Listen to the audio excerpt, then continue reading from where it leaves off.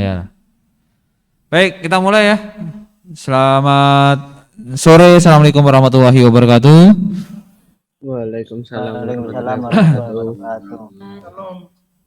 Baik, teman-teman, saya sudah melempar teorinya di waskita. Jadi saya harap Anda sudah baca. Sudah baca ya?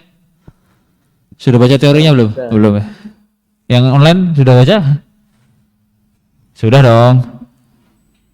Sudah, Pak. Baik, saya akan mengajukan pertanyaan simpel seperti kemarin. Tuh kemarin ya. Masih punya komputer ya di rumah ya? Komputer masih punya di rumah? Masih, Pak. Masih ya? Masih ya? Baik. Saya akan bertanya satu hal lagi sama kalian. Terkait dengan topik kita yaitu VGA. VGA, storage dan PSU, power supply. Kita akan bahas itu. Nah, pertanyaan saya ada sini. Yang di rumah punya VGA, silakan ketik punya. Yang tidak punya, silakan ketik tidak. Kalau yang di kelas, saya pengen tahu yang tidak punya dulu aja. Yang di online silakan tulis di chat. Yang punya VGA, bilang punya, tulis punya. Kalau yang tidak punya, tidak. Kalau yang di kelas, saya pengen yang tidak punya angkat tangan saja. Raise hand aja, yang di kelas. Silakan, tulis. VGA. Apaan, Pak? VGA, ya nggak apa-apa, jujur aja. Yang tidak punya bilang tidak, ditulis di chat. Kalau yang punya silakan punya, bilang tulis punya atau saya gitu. Kalau yang di kelas yang tidak punya tolong raise hand, angkat tangan. 1, 2. Yang tidak punya VGA. VGA apapun kan, Pak? Yang penting VGA kan, Pak? Iya, yang saya tanya VGA. Kalimatnya saya jelas ya. Yang tidak punya VGA, raise hand, gak usah tinggi-tinggi gak apa-apa. Yang penting saya tahu kalau ada 1, 2, 3 yang tidak punya. 3. Ladies, punya VGA di rumah? Punya, baik. Ada lagi? Yang tidak punya ya, berarti sedikit ya. Wah, yang lainnya tidak punya. Tidak. Yang tidak juga banyak ya. Baik. Tapi rata-rata bilang tidak ya. Baik, saya kembali ke topik kita. One message lagi. Saya kembali ke topik kita ya. Nah, materinya sudah saya share, sudah dibaca? Enggak semuanya ya, karena saya cuma nulisnya sedikit ya. Kalau enggak dibaca kayaknya keterlaluan ya. Enggak. Teorinya sedikit kan? Nah, yang saya share kan cuma segini doang. Baik. Simpen dulu jawabannya ya, keep dulu. Saya sudah tahu jawabannya. Yang tidak punya sama yang punya VGA. Nah, teorinya nih, dilihat. Monggo. Ya, silakan Mas.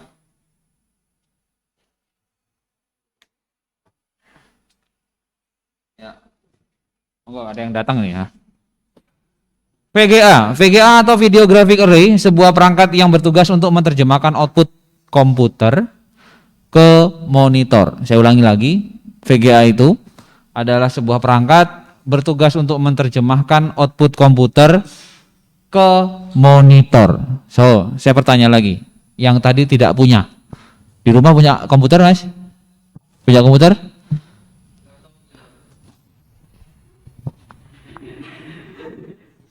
Gak masuk kemarin sih.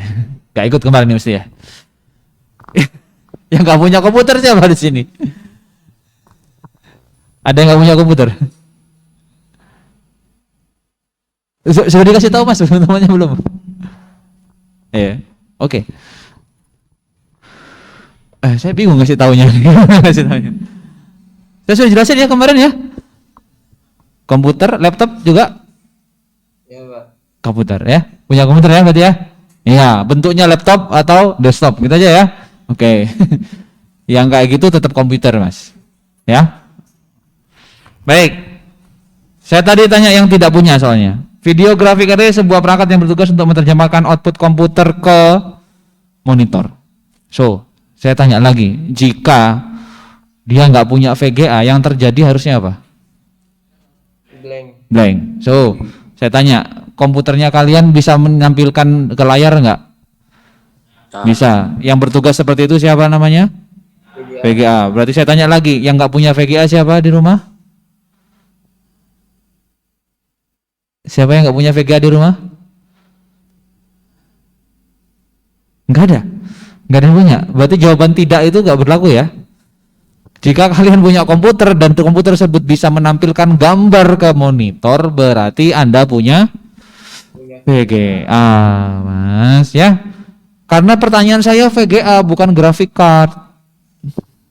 Kalau pertanyaannya graphic card, berarti VGA-nya yang berbentuk kartu terpisah dengan mainboard-nya. Ini bentuknya. Ada card-nya kalimatnya. Tapi kalau ngomongin VGA, maka secara keseluruhan fungsi VGA seperti itu tadi, ya.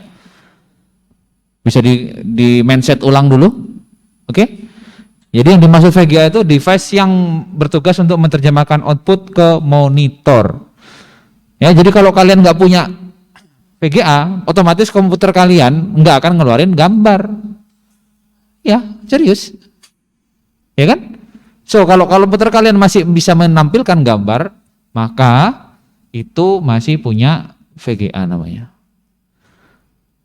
Kalau Anda nggak percaya, coba deh rusakin aja VGA-nya. Nanti nggak keluar monitor ya. Di monitornya nggak keluar apa-apa tuh, ngeblank ya. Nah, ini yang namanya VGA card atau VGA card ya. VGA card video grafik yang bentuknya kartu atau terpisah, S-Pen. Itu yang kedua, power supply ya, pemberi arus listrik ke seluruh komponen sistem, sudah tahu ya bentuknya. Dan storage adalah media yang berfungsi untuk menyimpan data dan dapat diolah secara digital. Intinya gitu. Oke. Hari ini saya memang base-nya saya berubah. Saya akan berdasarkan apa yang kalian tanyakan pada kolom pertanyaan yang sudah saya sediakan kemarin. Ya, jadi topiknya kita bahas dari mulai. Karena saya tahu teorinya itu banyak. Di internet sudah tahu lah teorinya, teknisnya seperti apa, tapi saya pengen ngerti. Kalian itu pengen tahu dari sisi mana? Pertanyaan-pertanyaan apa yang muncul dari kalimat yang sederhana ini ya? Karena saya tahu medianya sudah Anda bisa akses di mana aja. Di Wikipedia tuh lengkap loh. Kadang di Wikipedia itu bisa dipertanggungjawabkan loh ya, kadang. Tapi secara akademis susah untuk dipertanggungjawabkan. Karena yang nulis bukan di bidangnya kadang. Dia hanya mengcopy paste dari sebuah buku. Masalahnya di situ. Yang dibikin masalah adalah Anda merujuknya kepada Wikipedia-nya, bukan ke bukunya. Yang salah itu. Baik, saya akan bahas seperti itu ya teman-teman. Oke, ada yang punya ya, berarti harusnya semuanya punya. Baik, saya bahas dari beberapa pertanyaan yang muncul. Dari pertanyaan pertama dari Mas apa Mbak ini? Ongki. Mas ya? Mas Ongki, ada nggak? Di sini? Yang di online ada? Baik. Wah, ini pertanyaannya ngeri sekali nih. Nah, ini ya, baik. Ini pertanyaan pertama sudah berat sekali nih, kebetulan ya. Pembuatan aplikasi berbasis website, apakah penggunaan storage VGA berpengaruh ya di klien? Dan dari sistem apakah VGA memberikan dampak pada kelangsungan aplikasi berbasis website tersebut ataukah cukup storage dan bandwidth-nya saja? VGA fungsi sesuai dengan kalimatnya tadi ya, VGA itu berfungsi untuk memberikan proses atau output ke monitor. Maka mau nggak mau segala hal yang berhubungan dengan grafis akan diproses oleh si monitor. Sama si VGA. Jadi kalau kalian memiliki aplikasi yang berhubungan sama grafis, interface-nya dan seterusnya, maka VGA juga dibutuhkan. Itu jelas. Misalkan kalau kalian punya aplikasi yang kompleks banget grafisnya, misalnya games, ya game itu kan ada yang klien juga kan, kita pakai di mobile itu kan bentuknya berdasar klien juga, itu juga berpengaruh bahasanya gitu ya, karena dari sisi game tampilan juga seperti itu. Oke, itu jika punya grafis yang tinggi misalnya ya, atau kompleks. Baik. Nanti kalau kalian punya pertanyaan yang lain, silakan ajukan saja ya. Nggak usah nunggu saya maksudnya. Baik, pertanyaan selanjutnya. Apakah RAM berpengaruh besar terhadap kinerja VGA? Ini maksudnya siapa nih? Mas Wawan?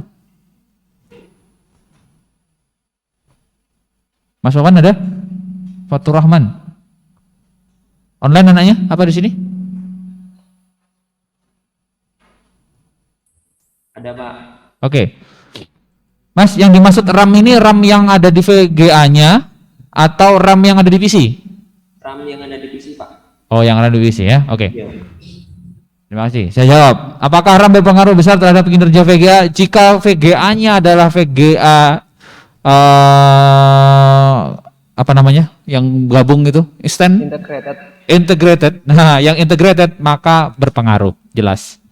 Karena dia berbagi resource. Ya, berbagi resource.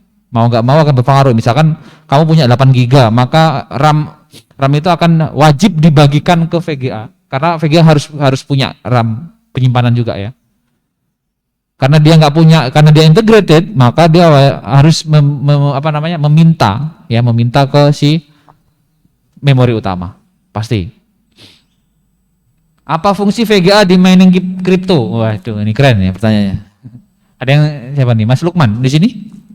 Ada Pak. Oke. Juga mining juga Mas? Enggak ya? Enggak Pak, enggak. Enggak. Baik, fungsinya apa VGA? Buat ngitung. Buat hitung ya. Karena yang di mining itu berupa algoritma. Algoritma itu berarti ngomonginnya masalah angka ya. Nah, VGA itu digunakan untuk menghitung. Karena sesuai dengan fungsinya, VGA itu memang dirancang untuk menghitung. Nah, itu. Yang dihitung apa Pak? Nah, bagus nih pertanyaannya nih. Yang dihitung apa? Nah, ya yang dihitung angka jelas Mas ya. Angka ya. Tapi katanya kayak kalau kita ngomonginnya mining berarti ngomonginnya adalah algoritma. Jadi ini kalau panjang ngomongin kripto panjang nih soalnya. Satu SKS sendiri nih Mas. Satu SKS 50 menit Mas. Jadi gini, simpelnya adalah ada sebuah algoritma, ada rumus yang harus dipecahkan. Nah, rumus ini Mas, sekali ada orang yang mecahkan, maka dia berlapis tambah satu lagi. Ada orang yang mecahin lagi, napis lagi satu. Pertanyaannya, berapa kali dipecahin? Ribuan kali Pak, berarti algoritmanya sudah punya ribuan. Maka semakin orang yang paling terakhir untuk nambang, pasti akan butuh banyak algoritma yang dipecahkan. Loh kenapa kok bisa nambah satu Pak? Ini yang disebut sama blockchain itu.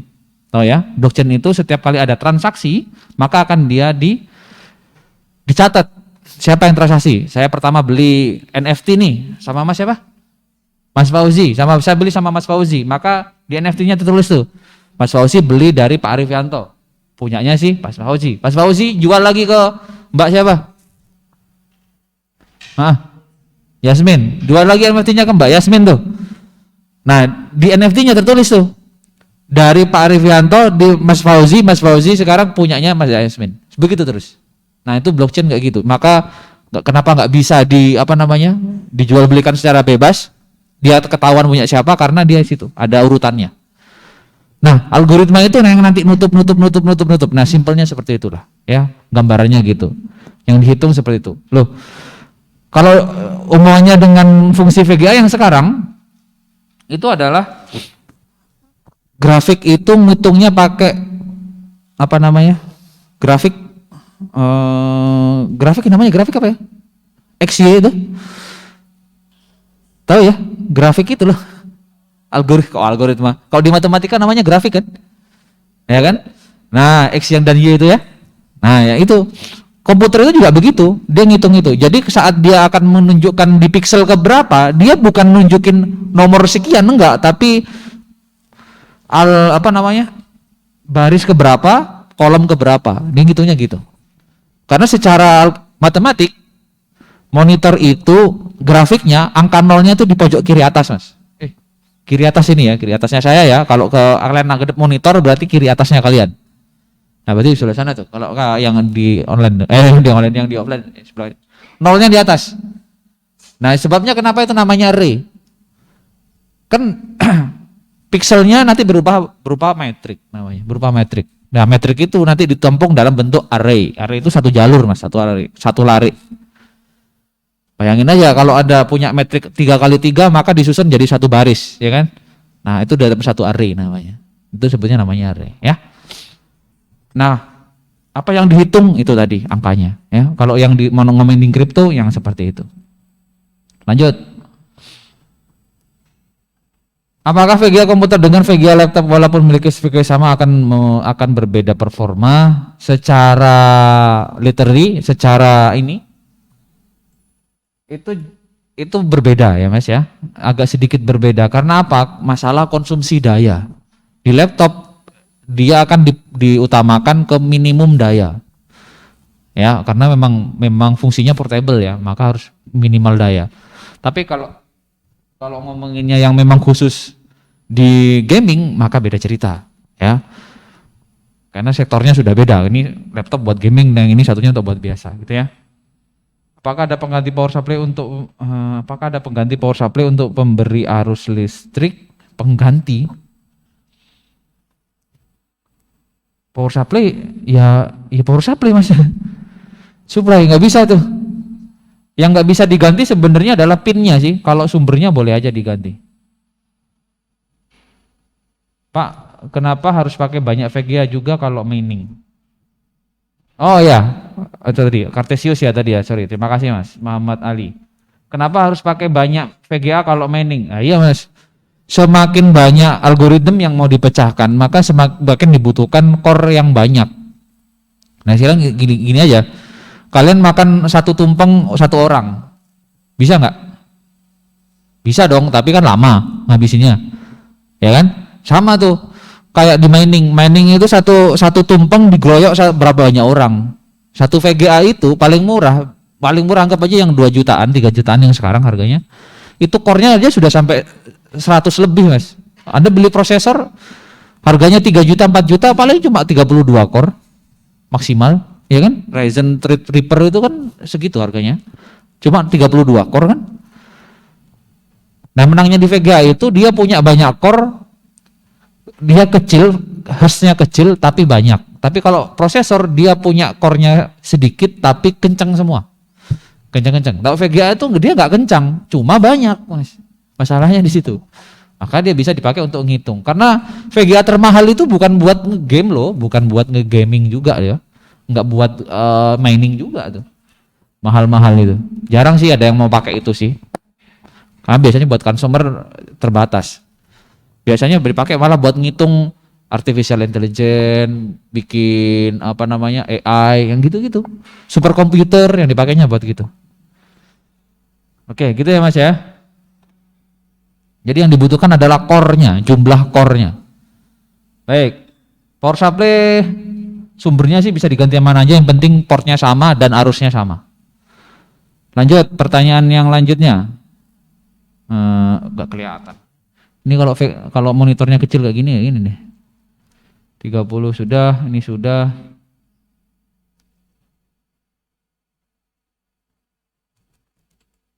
Nah, ini belum tahu nih. Kalau saya belum tahu, mohon maaf ya, nggak bisa semua saya jawab langsung nih.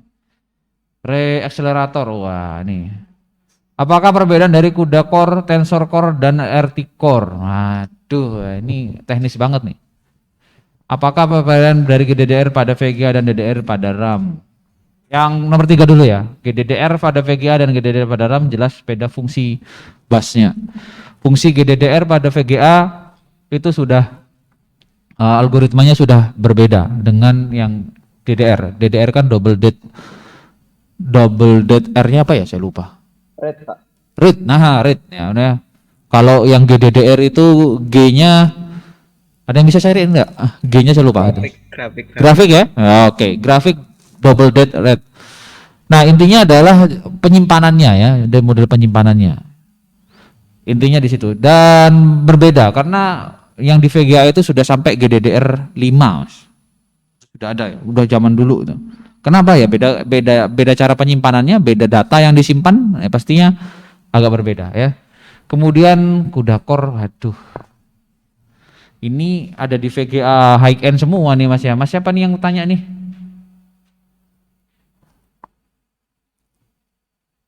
Siapa ya namanya? Saya lupa nih. Belum ngecek tadi malah. Mas siapa yang tanya nih? Ini ada di high end semua nih. Saya Pak. Mas pakai VGA yang mempunyai fitur ini? Enggak Pak, cuma tahu aja.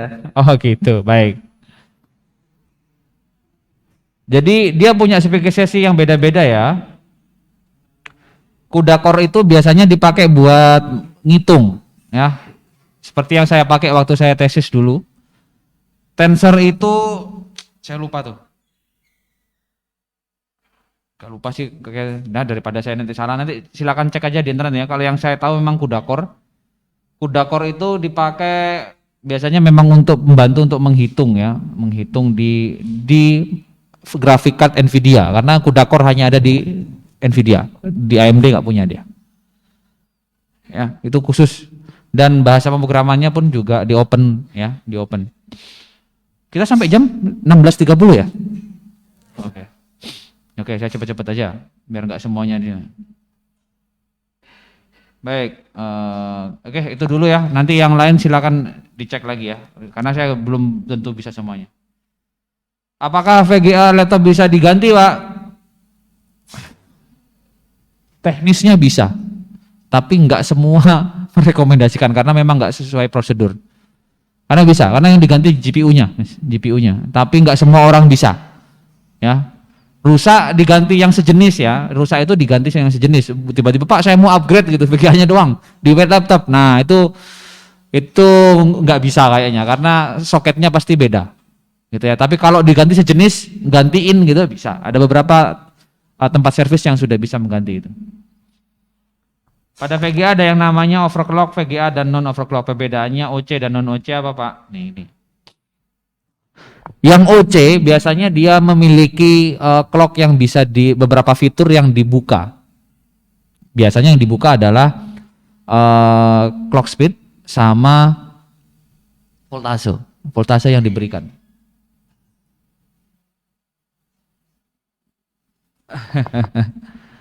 Kang servis langsung ngambek pas disuruh upgrade VGA laptop, ya nggak mau lah Mas. Ya memang nggak gitu. Susah Mas ya, bukannya nggak bisa, mungkin susah ya, karena banyak modul yang harus diperhatikan. Modul ya. Pada VGA namanya overclock. Jadi overclock itu dia beberapa komponen dikunci voltasenya sama clocknya. Kenapa? Untuk masalah stabilan. Mereka sudah meset bahwa yang stabil itu di gigahertz sekian atau voltase sekian. Nah, yang OC itu dibuka Mas, diberikan kebebasan untuk memilih kira-kira mau di OC atau enggak. Itu ya. Bedanya di situ. Berarti bisa di otak-atik Pak, bisa. Kalau yang OC ya. Saya juga punya prosesor, yang saya pakai prosesornya overclock juga. Maksudnya overclock itu bisa dibuka lah bahasanya, ada fiturnya. Oke, saya tanya lagi. Oke, saya lanjut ya. Saya punya laptop dengan onboard yang menggunakan RAM 2 GB menjadi VRAM VGA, menjadi VRAM 2 GB tersebut. Untuk apa pengelolaan terjadi? Apakah pengelolaan itu dapat disetting? Oke. Beberapa produsen bisa memperbolehkan VGA itu disetting RAM-nya, ya. Tapi jika itu tidak bisa, maka memang kebutuhan seperti itu. Kenapa kok ada RAM di VGA? Gitu ya? Kalau ada beli VGA kan pasti ada yang 4 GB, 2 GB, seterusnya, betul ya? Nah ini, itu yang bisa ditanya. Seperti tadi namanya adalah VGA array. Array kan penampung, maka namanya penampung, maka butuh tempatnya. Tempatnya namanya RAM atau storage atau memori gitu ya. Jadi gua Mas. Jadi gitu ya. Jadi RAM itu nanti fungsinya adalah penampung data tersebut. Oke ya. Mana tadi? Sudah ya. Ada lagi yang mau ditanya di sini?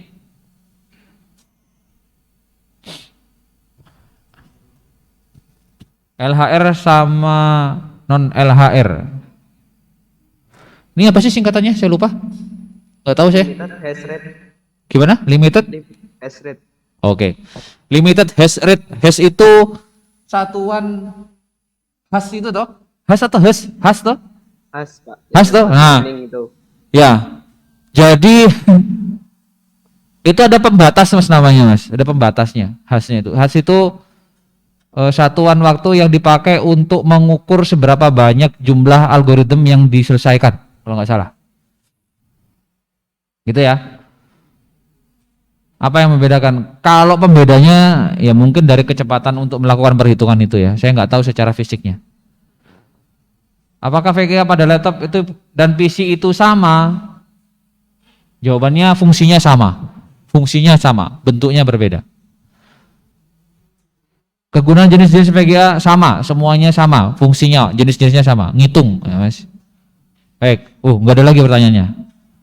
Ada lagi yang mau tanya tentang VGA di sini? Belum? Ya, disimpan dulu boleh.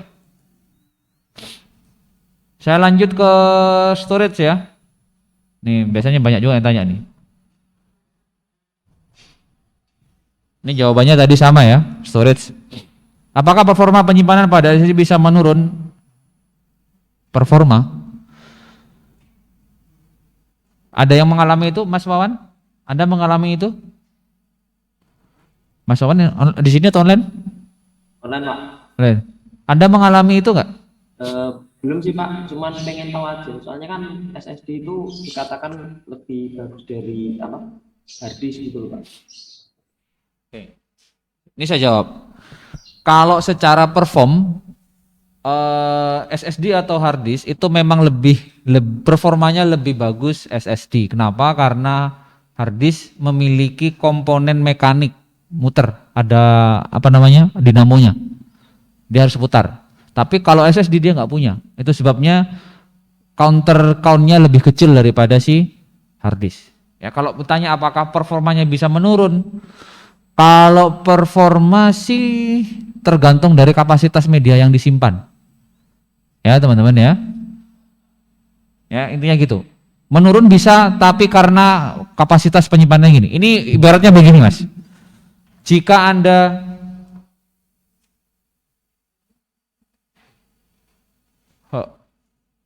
ya hampir mirip seperti itu. Ya ada hal-halnya gitu. Jadi kalau kalian punya hard disk ya, misalkan hard disknya SSD gitu. Sorry, saya ngomongin ini aja dulu. Jadi kalau kalian misalnya nih saya contohin harddisknya penuh sama harddisknya enggak, itu lebih kenceng mana Pak? Harddisknya lebih kenceng yang posisinya tidak terlalu penuh. Ini ibaratnya begini. Media penyimpanan itu kalau kalian nyari satu orang di satu gedung, banyak ruangan seperti ini yang kalian lakukan gimana caranya? Tanya kan? Gimana cara tanya? Didatengin satu-satu kan per ruangan? Butuh berapa lama untuk tahu mana orangnya di situ? Kalau kebetulan ada di lantai 1, oke. Tapi kalau ada di lantai 10, ya lantai 7 misalnya yang kita punya, kan kita nggak tahu kan, maka waktunya kan lebih panjang. Nah, tapi beda cerita kalau datanya yang kalian punya itu cuma satu ruangan, kan lebih cepat kan? Kalau saya mau cari data, saya cari orangnya nih, orangnya di mana? Di ruangan A, cuma ruangan A tuh yang perlu Anda cari. Ya sudah, ruangan A aja yang dituju. Nah, sama juga dengan hard disk. Kalau hard disk punya datanya penuh, maka jalur yang dilewatin lebih panjang hard disk. SSD ya sama. Ya dia juga harus melewatin banyak jalur ya, banyak jalur. Begitu. Healthy-nya dia bukan healthy Mas namanya. Cycle count namanya. Jadi setiap media flash yang menjadi penyimpanan pada SSD itu punya umur. Jika terlalu sering dipakai, maka jika umurnya sudah nyampe, maka flash itu akan hilang atau nggak bisa dipakai. Berarti nilainya akan berkurang. Ya, ada cycle count namanya. Anda cek aja di SSD kalian, ada cycle count-nya itu pasti. Cek sekarang. Kalau semakin sering Anda read and write atau hapus atau install ulang, nah itu mengurangi jumlah cycle count-nya. Ya, cycle count-nya di hard disk itu. Kalau sudah nyampe gimana Pak? Ya sudah. Dan tunggu aja waktunya gitu. Gitu ya. Baik. Ya. Apakah ada slot hybrid seperti kecepatan setara dengan SSD dengan kapasitas? Ada. Hybrid ada. Silakan cari. Ada. Yang hybrid itu ada nih, namanya. Mereknya di salah satunya di Sigit itu pernah ada ya, hybrid. Jadi yang di bawahnya ada SSD-nya, di atas pakai hard disk. Itu ada. Cloud storage apakah ada fisiknya? Cloud storage ada. Ada yang di sini berprasangka bahwa cloud storage nggak pakai fisik? Ada?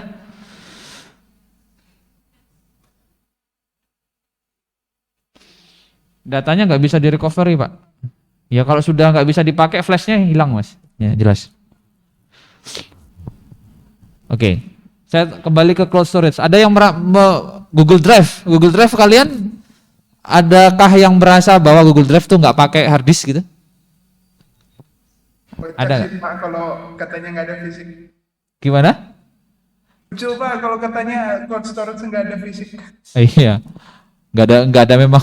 Apakah nggak ada fisiknya? Jawabannya ada ya. Bullshit kalau nggak ada tuh. Kata siapa tuh nggak ada? Wow, nggak ada tuh. Ada mas, ya.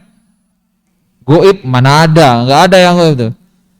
Kalian buka mas, kalau kalian tahu Facebook tuh juga punya PC mas di sana. Ada PC-nya, mau tiba-tiba muncul tuh di internet. Enggak, ini keahlian dari internet, nggak ada mas ya. Ini dari siapa ini ya? Cloud storage, Google Drive, apa lagi? Fire Cloud, apa lagi? Yang cloud storage yang lain? Mega Cloud, nah itulah Mega Fire dan sebagainya itu ya. Itu semua ada fisiknya. Nggak ada tuh data yang tiba-tiba disimpan di mana gitu, nggak ada. Semua ada fisiknya ya. Kalau Anda nggak percaya, cari di googling aja nanti. Google California, masuk aja, insert to Google. Google ngasih tahu data centernya, insert to data center Google. Semua yang ngomongin Google Drive itu disimpan di situ. Bentuknya apa? Google Drive. Bentuknya apa? Hard disk mas. Pakai hard disk. Ya harddisknya banyak pak. Yo banyak. Satu dum itu. Satu dum ya. Satu gor itulah ya. Sebesar itu ya. Nanti silakan searching aja di YouTube. Insert to data center Google. California tuh. Ya, data center itu semua ada. Nggak mungkin nggak ada harddisknya. Ingat, cloud storage itu layanan mas. Ingat ya, saya ulangi lagi, cloud storage itu layanan. Itu sama kayak Gojek, tahu Gojek? Layanannya apa Gojek? Iya mas, namanya ojek online mas. Layanannya apa? Yang dia lakukan apa layanannya? Antar kan? Mengantar kan? Ya kan? Iya, Tapi kan dia tetap pakai motor kan? Iya, motornya tetap ada. Dia nggak akan mempengaruhi jumlah transportasi kan? Tetap aja transportasinya ada. Itu sama juga. Cloud storage itu juga sama. Ini cuma kita merubah cara berpikir kita untuk menyimpan. Yang biasanya kita pakai fisik, saya pegang barangnya, sekarang saya titipin ke tempat orang, kan gitu. Iya kan? Harddisknya ada nggak Pak? Ada di sana. Jangan sampai salah kaprah. Google Drive itu nggak ada harddisknya Pak, ada di internet. Wah, iki maksudnya. Nah itu ya, lihat ke YouTube. Ya memang seperti itu ya. Mungkin Anda perlu jalan-jalan ke data center yang di Indonesia ya. Mungkin siapa tahu besok pandemi sudah berakhir. Insya Allah mungkin beberapa kegiatan itu akan kunjungan ke industri ya. Waktu itu kemarin ke Tokopedia waktu itu. Kalau waktu saya masih kuliah bukan di Amikom, itu saya pernah kunjungan ke data center di Jakarta. Namanya gedung cyber waktu itu ya. Data storage di Indonesia banyak. Yang nggak mungkin lah, pasti punya. Kayak Bisnet itu punya data center. Bisnet punya data center. Contohnya nyimpen data, bank itu punya data center. Kemudian game waktu itu PB Point Blank yang masih itu saya sempat datang ke data centernya mas. Data centernya cuma pakai komputer 2 mas di dalam. Bayangin, satu Indonesia cuma pakai komputer 2 servernya. Komputer biasa, casing biasa. Cuma dititipin di data center itu doang. Kemudian operator seluler itu juga pakai data center. Saya datang ke data centernya Tri waktu itu, Tri. Kalau yang bank BNI waktu itu. Nah itu yang terjadi ya. Cloud storage itu layanan. Jangan sampai salah ya. Nggak pakai harddisk pak. Ya nggak usah beli harddisk memang, tapi harddisknya ada di sana gitu loh. Ini saya emosi kalau ngomongin kayak gitu. Soalnya dari kelas yang pertama bilangnya gitu pak, nggak pakai harddisk pak. Penyimpanan yang nggak pakai harddisk, cloud storage apaan? Cloud itu kan dari bahasa orang Jawa itu. Kalau udah penuh ya udah dibuang cloud aja. Itu jadinya itu sebabnya dipakai cloudnya. Itu kata orang Jawa, dibuang cloud aja kalau udah penuh ya. Ya setiap startup harusnya punya data center harusnya ya. Pantes PB servernya jelek ya. Iyalah. Kalau sekarang dibilangnya gitu sih. Kalau dulu mah hampir semua orang enak ya. Baik, mainnya udah keren waktu itu ya. Setiap startup harusnya oke. Nah baik. Ya emosi kalau ngomongin call center karena dari tahun ke tahun ngomongnya gitu aja sama Pak, nggak ada harddisknya gimana Pak, Salah satu media penyimpanan, jenisnya cloud storage. Apa? Nggak ada secara fisik begitu ya. Jika harddisk mengalami kerusakan dan mati total, apakah data tersebut tersimpan di harddisk ini? Nah, baik. Wah, ini teknis banget nih. Saya suka pertanyaannya gini. Harddisk simpannya dalam track dan sektor. Ini ingat ya, ini benar fakta. Harddisk itu nyimpannya dalam bentuk track dan sektor, ya. Jadi dia bukan menyimpannya dalam bentuk urutan begitu ya, enggak. Jadi satu data MP3 misalnya akan dipisah-pisah dari beberapa data tergantung modulnya, dia pengennya berapa, dibagi 10, bagi 8, nah disimpannya yang satu ditaruh di sektor 1, yang satunya di sektor 2, satunya sektor 3, begitu, dia disebar, jadi bukan berurutan begitu ya. Itu cara membacanya nanti kita bahas di Orkom, mata kuliah besok ya. Jika harddisk mengalami kerusakan mati total, apakah data yang tersimpan harddisk itu juga hilang? Tidak kalau harddisk, jawabannya. Itu sebabnya harddisk di data center Google Drive, itu kalau diganti harddisknya itu bukan yang lama, bukan dijual, Mbak. Enggak di restart, enggak. Walaupun dia mati, maka yang dilakukan adalah dihancurkan. Cek aja nanti di Google ya. Yang sudah tahu lihat di YouTube pasti tahu. Dia dihancurin. Jadi salah satu keamanan data yang paling penting adalah menghancurkan fisiknya. Enggak di format. Di format berapa kali, Pak? Enggak, masih ada. Kebakaran aja masih bisa diambil kok. Itu forensik loh ya. Forensik ada. Mata kuliahnya itu ada di mata kuliah forensik, ada. Kebakaran itu datanya masih bisa diambil loh. Serius. Karena saya sempat dalaman itu. By the way, nanti praktikum kalian juga akan belajar bagaimana cara ngambil data yang sudah terformat. Besok praktikum ya. Di praktikum nanti saya ajarin. Dihancurkan, dihancurkan ya. Pak, itu storage sejenis Google Service pakainya SSD atau HDD? Yang sementara yang saya tahu HDD ya, hard disk. Terus kalau konsekel mereka habis gimana, Pak? Ya beli lagi. Google kok. Gampang kan? Habis tinggal beli. Ya. Dihancurkan. Caranya gimana? Ini cara apa? Cara ngancurinnya. Cara ngancurinnya dipecahin, Mas. Di pressing itu loh. Pecah sampai pecah. Diambil piringannya. Enggak, hard disknya dipecahin. Ada videonya kok. Enggak juga lah, Mas. Ini juga rugi, Mas. Enggak, Pak, pakai cara recover tadi. Oh ya, kita nanti pakai software aja ya. Ini yang enggak ekstrim ya, tapi kita pakai software aja. Paling sekitar 2 kali atau 3 kali format masih bisa lah untuk software itu. Pak, kalau yang banyak sekali formatnya, nah nanti software yang berbayar aja. Bisa? Masih bisa? Masih. Karena saya sempat mendalamin itu ya waktu itu. Rekuva, ya salah satunya nanti bisa pakai Rekuva. Oke, ya itu salah satu cara. Cara mungkin beberapa orang udah mulai umum ya, tapi ada beberapa orang yang mungkin nggak tahu kan caranya. Pernah nggak rasa kehilangan yang paling penting gitu ya, hilang tiba-tiba penting gitu, data kalian hilang. By the way, oh ya, saya pernah belum tanya nih sama kalian. Menurut kalian data yang terpenting di komputer kalian itu apa sekarang? Atau di komputer ya, mau di laptop, mau di HP, mau di mana? Oh, data yang paling penting itu sekarang apa? Menurut kalian? Email. Sistem operasi? Ini data C katanya. Nah, ada yang bilang foto. Iya, Mas, yang penting apa, Mas? Paling penting data. Sistem operasi. Mas, yang belakang. Sistem operasi ya? Oke. Baik, saya bahas. Bentar untuk masalah ini, karena ada yang sudah jawab soalnya. File Amikom, wah iya keren, baik. Saking cintanya sama Amikom ya. Data terpenting saat ini, Mas. Yang penting ya. Ini menurut saya.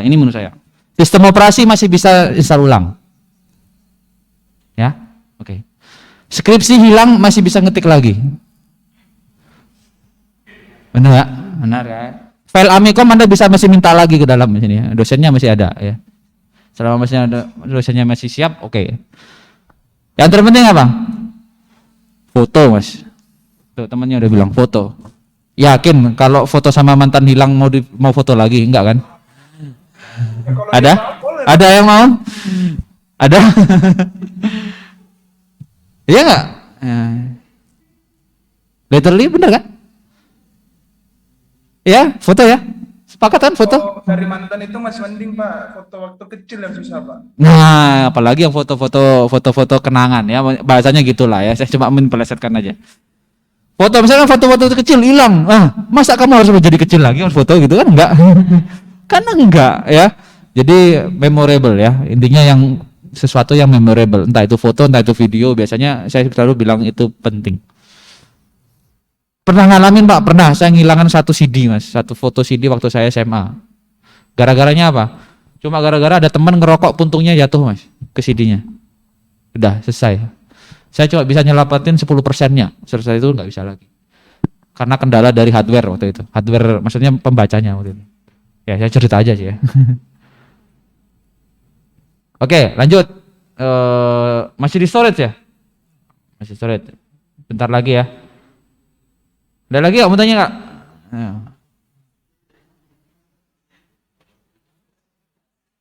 Foto Mas ya. Foto sama mantan nggak mungkin kan foto lagi. Mau kan ada lebih. Manakah yang lebih unggul Pak? Magnetic disk atau optical disk? Magnetic disk. Optical disk dia terpengaruhi sama media penampangnya. Yaitu yang tadi saya sebutin, optical disk itu media penyimpanannya yang tidak terlalu ini. Terlalu dingin. Ini remote-nya yang di belakang. Ya serius. Ambil aja. Ya. 30 apa 29 gitu. Enggak, karena saya juga alergi dingin, serius. Ini sudah mulai meler nih saya nih. Bahaya nih Pak, meler Pak. Enggak, saya alergi dingin memang. Untungnya kan AC-nya di belakang. Kalau di lab kan di depan tuh saya nggak suka tuh. Beneran. Mana kalau magnetic disk atau ya? Sudah saya jawab. Ada fisiknya ya. Sudah 15 nih. Ini sudah. Ada lagi ya tanya? Oke.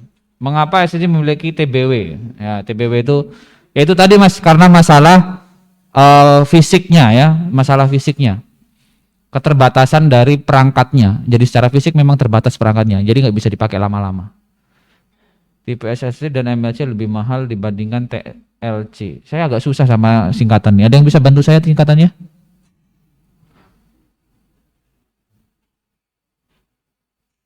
Apakah fungsi DRAM case pada SSD? Semua device yang berhubungan dengan komputer itu pasti punya case. Hard disk pun juga punya. Case itu berfungsi untuk menjembatani kecepatan antara si bus yang di mainboard dengan yang ada di device. Jadi itu fungsinya di situ. Case ini akan dibahas penting di Orcom juga sih nantinya. Karena nanti dia masuknya case itu juga memori ya. Case itu juga memori. Ya. Case itu adalah memori yang paling cepat saat ini. Prosesor juga punya case. Maka kalau kalian nanti pilih hard disk, cari case-nya yang paling besar. Pasti lebih stabil dan lebih kencang. Dan lebih mahal biasanya. Bagaimanakah tanda kerusakan pada storage? Kalau ada di sistem, maka sistemnya sering nge-freeze. Kalau pada file, saat dieksekusi, dia memerlukan waktu yang lama. Saya pernah menangani hard disk rusak. Itu copy data 100 giga, itu 100 giga ya, itu seminggu. 100 giga seminggu, serius. Karena memang ada komponen yang rusak, terbakar memang. Dia masih bisa diakses. Saya paksakan untuk saya akses, saya copy paste. Itu ngabisin waktu seminggu 100 giga. 100 giga itu karena intinya gini, karena nggak bisa di-copy langsung 100 giga. Jadi saya harus ambil satu sektor, ambil satu copy sektor sampai situ. Ya, itu salah satu contoh kerusakannya. Kalau storage kan ada dua Pak, HDD dan banyak yang bilang aja bagusnya. Sudah saya kasih tahu tadi kecepatan ya masalahnya. Kenapa butuh SSD lebih cepat daripada HDD Pak? Tadi alasannya karena HDD SSD nggak memiliki perangkat mekanik. Jadi nggak perlu ada yang putar. Perbedaannya SSD sudah ya. Kenapa pengalaman dari menggunakan SSD lebih cepat Pak? Terima kasih. Ya, lebih cepat karena saya sudah bahas tadi ya. Karena tidak memiliki mekanik. Nggak ada yang diputar Mas ya. Langsung lewat aja jalurnya. Listriknya langsung jalur ya. Oke, sudah. Oke, ada lagi yang mau tanya? Apakah saat ini sekarang SSD jauh lebih baik digunakan untuk menyimpan data dalam jumlah yang besar dibandingkan pada HDD? Enggak. Jawabannya enggak. Di storage itu ada namanya, di memori ya lebih tepatnya, ada namanya trade in. Jadi ada satu yang dikorbankan, yaitu kecepatan, kapasitas, dan harga. Ini lebih detail nanti di Orcom memang. Kebetulan karena saya dosen Orkom jadi saya tahu. Maksudnya saya bisa jelasin lebih detail gitu loh. Jadi trade-in namanya. Kecepatan, kapasitas, dan harga. Jika RAM atau memori itu kencang, maka pasti mahal. Memorinya kencang, mahal. Itu trade-innya gitu. Kalau memorinya kapasitasnya besar, atau sebuah memori yang punya kapasitas besar, maka aksesnya lambat. Berarti kebalikannya, kalau dia punya kapasitasnya kecil, maka dia pasti kencang. Itu sebabnya case itu nggak pernah ada yang di atas 1 giga, Mas. Nggak ada yang 1 giga. Dia MB. Paling besar tuh MB. Coba cek aja. Prosesor itu paling punya case berapa MB sih? Kilobyte kan, dari kilobyte berapa? Paling MB 64 MB itu udah gede banget loh. Itu Core i7 loh sudah. Ya kan? Kencang. Karena kencang. Karena untuk nyaingin si prosesor. Oke ya. Kalau kapasitasnya besar, misalnya contoh adalah hard disk. Hard disk itu kan kapasitasnya sampai 2 tera kan, 3 tera, 4 tera kalau nggak salah. Tapi dia nggak akan lebih kencang dari si SSD. SSD itu dia paling sekarang berapa sih paling gede? 1 tera kan? Dan itu mahal banget kan? Nah, kencang mahal. Itu trade-in namanya gitu. Itu sudah pakemnya begitu. Gitu ya, Mas ya? Mahal, Pak. Iya memang ya. Tapi kan itu namanya trade-in. Kecepatan, kapasitas, harga. Ya, itu ada 3 itu. Baik, habis nih.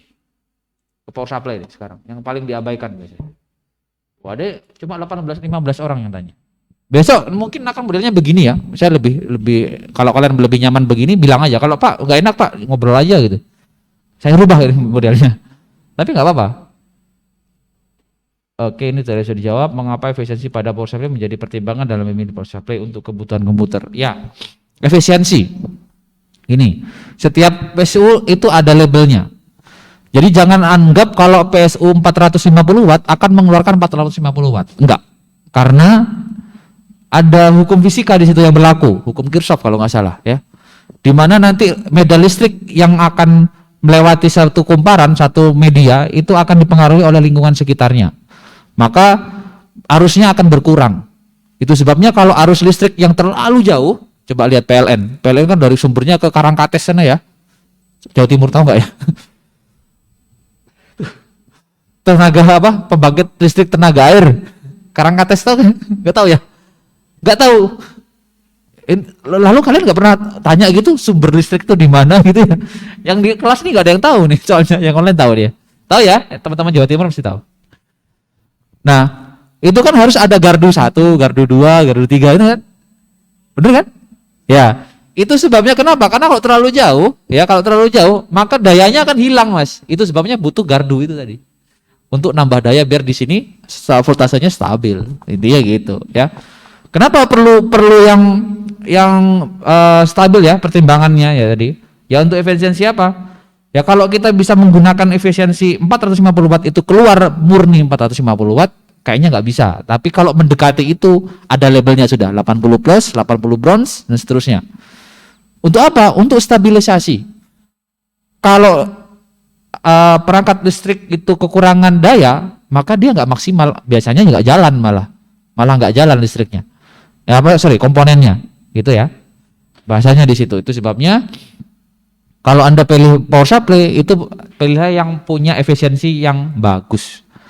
Walaupun dengan harga yang ditebus nggak murah lah ya, tapi sepadan dengan apa? Karena power supply itu adalah jantungnya komputer. Kalau jantungnya nggak normal aja, terus gimana komponen lainnya mau normal kan gitu. Baik ya, nanti nggak apa-apa ya kalau lebih 5 menit sedikit gitu ya. Presensinya sudah kan ya, aman ya. Apa yang menyebabkan power supply cepat rusak? Dayanya yang dimasukkan, yang didapat itu tidak sesuai voltasenya. Ingat, di Indonesia kita pakai 220 volt. Kalau di Eropa pakainya 110 volt. Yang satunya 2 fase, yang kita pakai 2 fase, yang di Eropa 3 fase. Kalau pernah kalian tahu colokannya ada 3 itu. Nah, itu Eropa punya tuh modelnya. Walaupun orang mana di Malaysia juga begitu gitu ya. Dia mengadopsi 3 fase. Zaman dulu sempat kita pakainya 110 volt, tapi sekarang sudah diganti 220 volt. Gimana kalau dipaksakan ke sebaliknya? Power supply 110 volt diberikan 220 volt, meledak. komponennya nggak sesuai. Kalau dibalik gimana Pak? Kalau kebalik, komponen 220 volt dikasih 140 volt, nggak jalan. Saya pernah nyoba itu soal. Apakah menyebabkan rusak? Ya itu tadi ya, suplai dayanya yang tidak stabil. Daerah saya memiliki arus PSN yang tidak kurang stabil. Apakah dapat memperpendek umur super? Bagaimana kita jadi tambahkan? Oke. Nggak stabil itu mati atau gimana Mas ya? Boleh dijawab siapa nih? Mas siapa tadi yang tanya nih? Mas Ahmad Nur Fauzi. Nggak stabil itu voltasenya atau mati listrik atau enggak gitu? Voltasenya. Oh Mas, ya? Oh Mas. Voltasenya. Berarti tahu kalau voltasenya turun dari di atas 220 volt. Oke. Ya, saran saya memang pakai stabilizer. Stabilizer itu bukan berarti tiba-tiba voltasenya naik, voltasenya bisa naik gitu ya, enggak, tapi akan menstabilkan. Jadi kalau turun dia enggak turun langsung, jadi pelan-pelan. Dia ngasih taunya begitu. Namanya stabil. Mending pakai stabilizer, ya. Aman. Saya juga pakai stabilizer di rumah karena memang enggak stabil memang di tempat saya juga. Baik, lanjut sampai ke apakah PSU dengan daya 700 bisa digunakan di rumah yang memiliki daya 400 watt? Bisa jawabannya. Selama tidak melebihi bebannya. Gini loh, walaupun 700 watt yang dipakai itu sesuai dengan kebutuhan komponennya, tidak akan dia akan up langsung 700 watt, tidak. Jadi masih bisa gitu ya. Tapi kalau udah ngomongin full load, nah ini pertanyaannya pasti jeglek biasanya. Gitu ya. Tapi saya kira masih aman-aman saja. Perbedaan modular dengan non modular Mas Farhan. Modular itu kabelnya bisa dicabut dipasang. Kalau yang non modular dia tertancap di power supply-nya. Jadi gantung-gantung gitu. Kalau nggak dipakai ya tetap aja di situ gitu. Kalau modular bisa Anda cabut. Untuk jenis power supply ada apa saja yang ada masing tadi ya, modular termasuk modular sama yang efisiensinya terbatas. Bagaimana jika menggunakan PC yang memiliki watt lebih besar dari yang diperlukan PC? Nggak apa-apa. Karena pasti akan menyesuaikan dengan kebutuhan PC-nya.